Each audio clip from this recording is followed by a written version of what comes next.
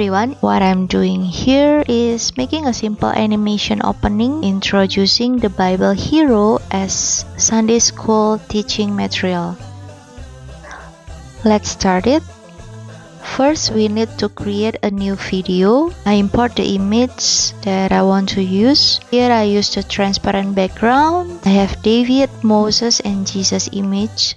I resize and align the elements to the middle and space evenly to horizontally.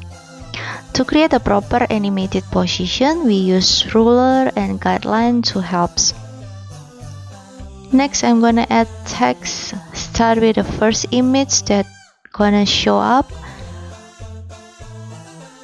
I arrange the position, but this time make the space evenly to vertically.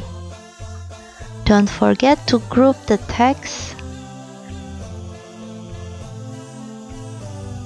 Don't forget to group the image.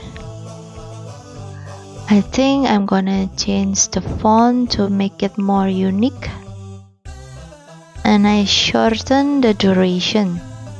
So at first scene or first page, I want to show David picture with the text. Then I duplicate the page. And I want to show Moses and the last Jesus. Now I add transition between the page. I choose match and move and just apply to all pages. Here I adjust the background color so it would be nicer.